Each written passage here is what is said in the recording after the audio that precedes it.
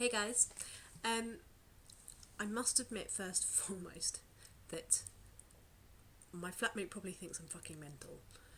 I have been trying to get this right for about half an hour. This is about take 50 maybe, to the point that I have just written a list because I can't get it right.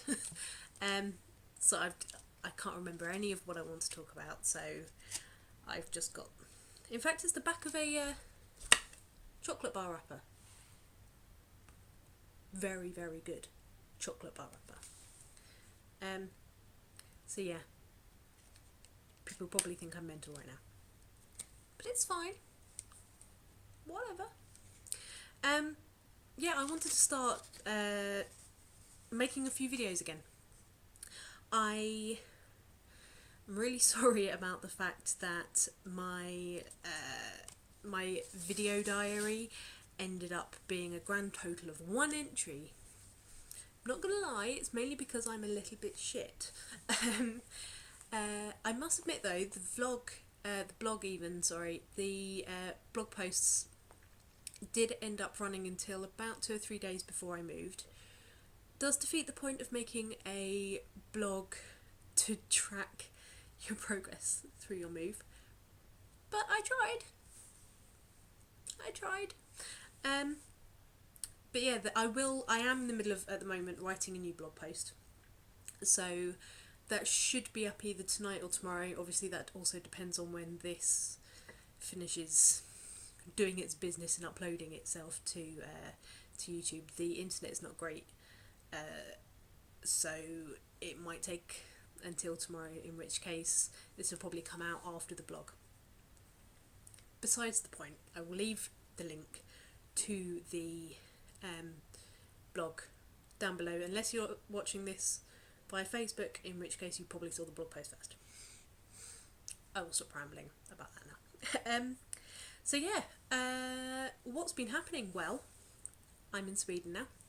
In fact, next week marks 3 months, which is petrifying. I'm not gonna lie, it is a bit petrifying. However, it's petrifying in a very, very good way. I'm incredibly happy here. Anybody who's seen me since the move will know that I'm a lot calmer, I'm a lot happier, I'm generally more myself, I suppose. I've stopped giving a shit, really. So yeah, what's been going on? Well, I moved on the 6th of December, as I said, 3 months next week. I went back for Christmas, did the whole traditional Christmas thing, did the whole, seeing friends, seeing family, whatever, celebrated properly. Ended up coming back here just before New Year. Since then, one of my friends from England has actually come and visited me. We drove a bit further up to Sundsvall, which is a bit further north in Sweden. Yeah, we ended up driving up there. Beautiful drive. Sundsvall was a little bit interesting. Very icy. Not very gritted roads. However, winter tyres make a hell of a difference.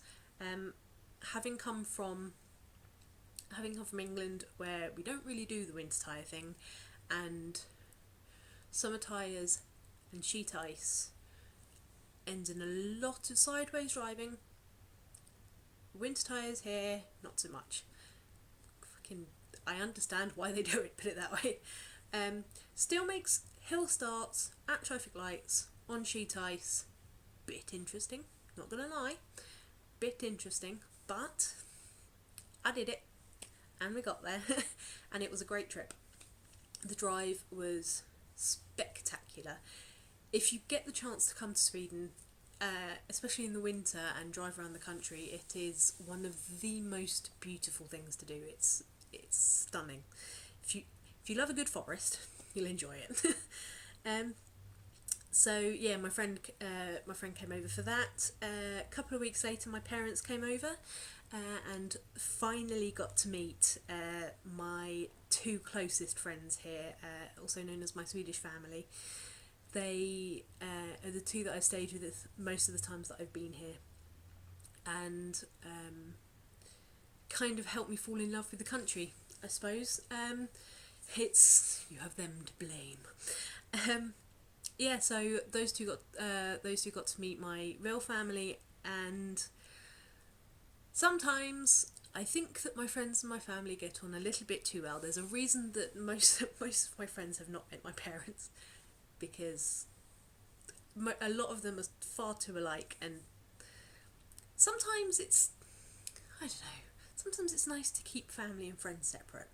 However, I'm very, very glad that they finally got to meet, and they got on like a house on fire, and I can't wait to them to come over to England and see my parents again. It was a really good evening and a really good laugh.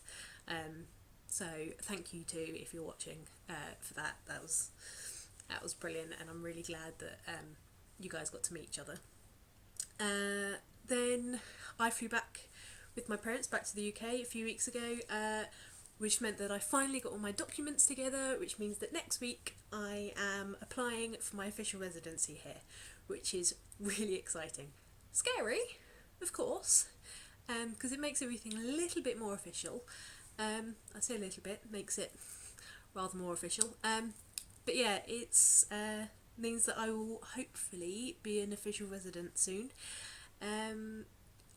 So I went and got all my health insurance documents, my bank statements, everything to say, look, I can afford to support myself here. Yes, I'd like to be able to get a job once my Swedish is a bit better, and I have the confidence to use it a bit more. Yeah, so fingers crossed with all of that. Need to pop to the tax people and be like, take my money, let me live here. Yeah, so all a bit scary, but yeah, so that's a bit of a quick update on the official side of things about what's been going on, and there'll be a lot more detail on the blog, because I can ramble there more without expecting people to, sit through 7 or 8 or 9 minutes worth of me rambling at them. They can just kind of skim read bits that they want to read. So if you want to go and read it, go and check out the link below. So yeah, I wanted to talk also a bit about kind of like the expectation versus reality of kind of the move. I expected it to be a lot more homesick. Don't get me wrong. The first, it was weird. I moved on the 6th of December. On the 16th of December, I went back for Christmas and came back to Sweden on the 28th of December, so just before New Year. Now, that whole block of time, I was a mess. I'm not going to lie, I was a complete mess. I ended up being very ill. The day that I landed, I was here. I was very, very ill. I think it was a mixture of the anxiety and the excitement and everything just building up inside me, and then kind of letting itself out in completely the wrong way, because I hadn't dealt with any of it. I was very homesick for a few days. But strangely, when I went back for Christmas, I put my hands up. I made the mistake of going and staying in my old flat, because it was still technically mine at that point. I went and stayed there a few days before I went to my parents for Christmas, which I shouldn't have done, admittedly, because I kind of almost felt like I was in a limbo state at that point. I wasn't really here, but I wasn't still there, but I wasn't kind of... Things were very, very much up in the air. And I didn't really feel like I belonged in either place anymore. So kind of I got homesick for somewhere there where I either was or wasn't. That may not make sense to anybody who hasn't kind of moved and done that kind of process. So I don't expect anybody to really understand what I'm talking about here. This is more me kind of just rambling about it. But when I came back after Christmas, yeah, I've had a few days where I've been really homesick, but nothing a good British cup of tea and a good cry can't sort out. Yeah, apart from that, I kind of haven't really felt not at home here, which kind of gets me on to what I miss. Now, this has a bit of an attached story to it. I went and got a tattoo last week. Behold, my beautiful new tattoo. It's 6 hours worth of tattooed beautifulness. Yeah, there's still a couple more hours to go in a couple of weeks, which I'm looking forward to. More pain, joy. Pain is gain in this case. Pain is beauty. But yeah, so my tattoo artist is American, and he ended up talking to me about the fact that he only moved last September. So we were talking about the things that we miss from our respective countries, and there was obviously stuff like having a conversation with a native English speaker, be it American English or British English, and he was saying that because most of his clients are Swedish or from somewhere else where English isn't their mother tongue, that sometimes there's like not a language barrier as such, but there's almost some miscommunication sometimes. And we were talking about how it's nice to actually be properly sarcastic with somebody, even though the Americans don't really get British sarcasm as much. It's still more than if it wasn't a native English speaker. So it was nice to have a bit of like abusive banter as well, which was lovely, and I think it made us both a little bit more chatty with each other, because normally, especially when I'm being tattooed and someone's causing me pain and I'm paying them to cause me pain, I'm not so chatty. I usually stick my headphones on and hope for the best. But that was quite nice. It was quite nice to have a conversation with him. We were talking about things we miss in respects to food as well, which actually is one of the biggest things that I miss about England, strangely, because we're not very well known for our food. But there's 3 things on the food scale that I really miss. One being fried chicken. I have a weakness for KFC. I didn't get to the size I am without liking a bit of fried chicken. This body was expensive, mainly in food. But yes, one being fried chicken, mainly in the form of KFC. The second being proper fry up English, greasy calf kind of fried English breakfast. And the third thing being roast dinners. There's nothing better than a good Sunday roast. Now, one thing that does surprise me is even the pubs here that class themselves as an English gastropub, or even just as an English style pub. For me, if I opened up an English style pub in a foreign country, I personally would put a roast on the menu, even if it was just on one day a week, on a Sunday. Obviously you can't have a Sunday roast on any other day. But yeah, I would put one on the menu. And actually, it's one thing that if I ever do end up working in a pub here, I would kind of maybe suggest it. I'm not saying I'm going to go and change the menu, but I am saying that maybe I suggest it. You know, I don't know how it would go down here or whether it's been tried or whatnot, but it's one thing that I'd certainly put on a menu if I advertise myself as a British style pub. It's just me, maybe.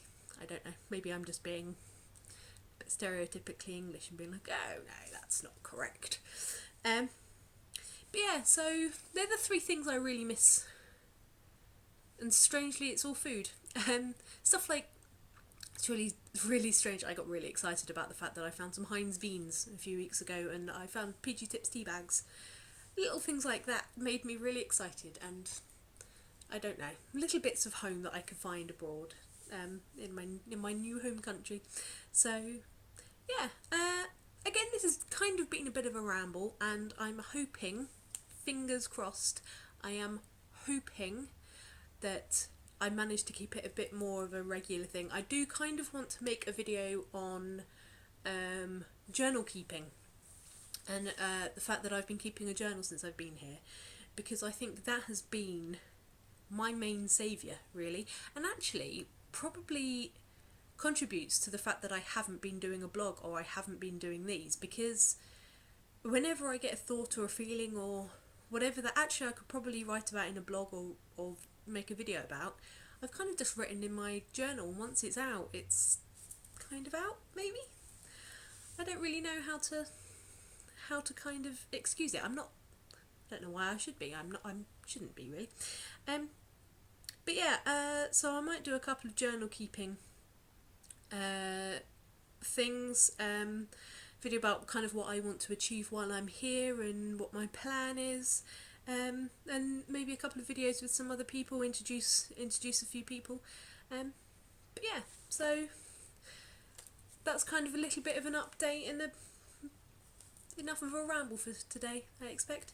So yeah, thanks guys, and if you made it this far, thanks for keeping with me. And I'll hopefully see you all soon. Thanks.